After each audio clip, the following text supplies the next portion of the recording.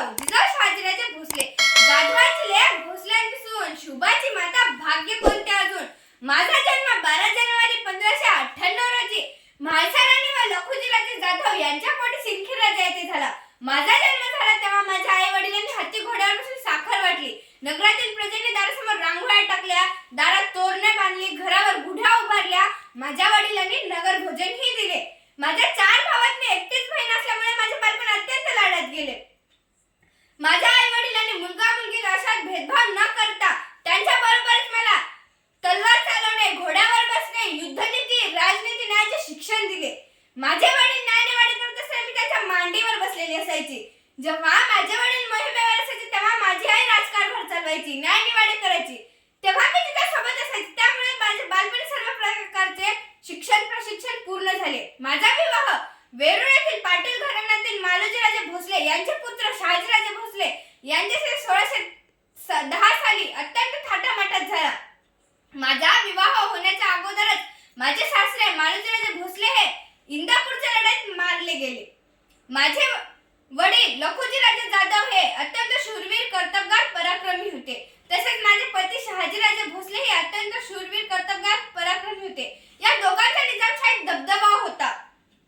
1620 साली निजामाच्या दरबारातील दरबार संपला. सर्व सरदार व सैनिक बाहेर जात होते. तेव्हा खंडगडचा हत्ती उधळला.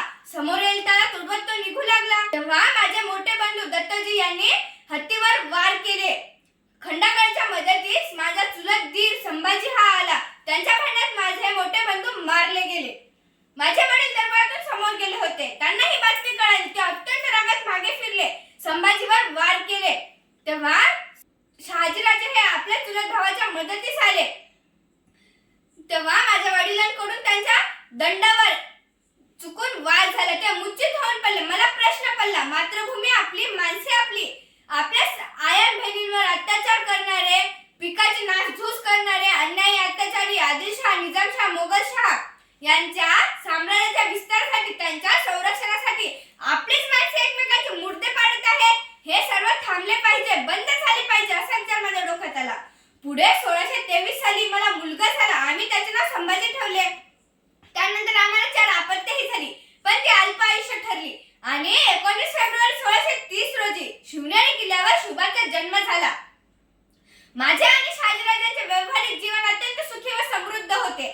शुभा पोटात असताना 1629 साली निजामाला माझे वडील व माझे 2 भाऊ मुजरा करण्यासाठी गेले होते. निजामाने ते मुजरा स्वीकारला नाही. तेथेच त्यांच्या सैनिकांनी त्यांना धोक्याने मारले. या घटनेने मी आणि शहाजीराजे अत्यंत हादरून गेले. आम्ही निर्धार केला, मातृभूमी आमची, माणसे आमची, तर राज्यही आमचेच असले पाहिजे. आदिलशाह, निजामशाह, मोगलशाहच्या संरक्षणासाठी नाही तर स्वराज्याच्या रक्षणासाठी शत्रूची मूर्ती पाळली पाहिजे.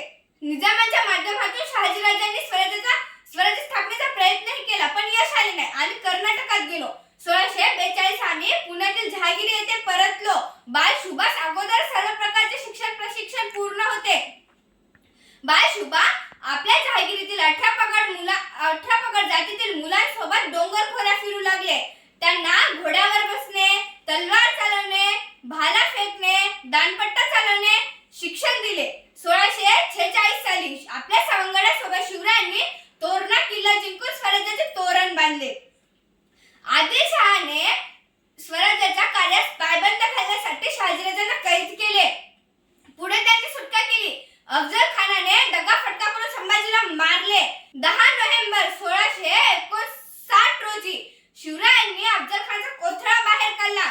तेव्हा मी सांगितले, आपले वैर अफजल खानाशी होते, त्याच्या प्रेताशी नाही. आम्ही त्याचा मुस्लिम धर्मानुसार अंतिम संस्कारही केला. नेताजी पालकर, बजाजी निंबाळकर यांचे हिंदू धर्मात पूर्ण धर्मांतर करून घेतले. तेव्हा ते सनातनी लोकांना मान्य नव्हते. त्यांना शिवरायांनी जुमानले नाही. त्या काळी सतीची प्रथा होती. शहाजीराजांचे अपघाती निधन झाले तेव्हा मी सती गेले नाही. मला शुभा छत्रपती झालेले पाहायचे होते. 6 जून 1674 रोजी शिवरायांच्या रायगडावर राज्याभिषेक झाला. मला खूप आनंद झाले. माझे स्वप्न पूर्ण झाले. मी तुम्हाला इथे गोष्ट सांगू इच्छिते.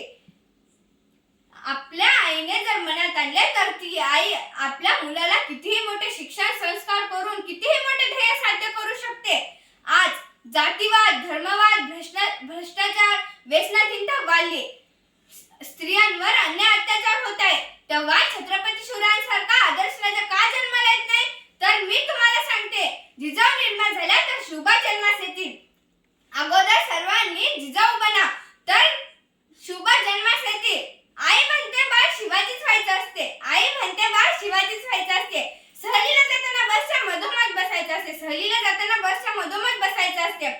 मागून ठोकलं तरी पुढून ठोकलं तरी आपल्या आपण सुरक्षित राहायचं असते. आई म्हणते बाळ शिवाजीच व्हायचं असते. जगाची आग विझवायची नसते, कुणाच्या भानगडीत पडायचं नसते, आपला आपणच बघायचं असते. आई म्हणते बाळ शिवाजीच व्हायचं असते. बाळ म्हणते होय आई शिवाजीच व्हायचं असते, पण अगोदर आईने जिजाऊ व्हायचं असते तर वडिलांनी शहाजी व्हायचं असते. पण अगोदर आईने जिजाऊ व्हायचं असते तर वडिलांनी शहाजी व्हायचं असते. आई वडिलांनी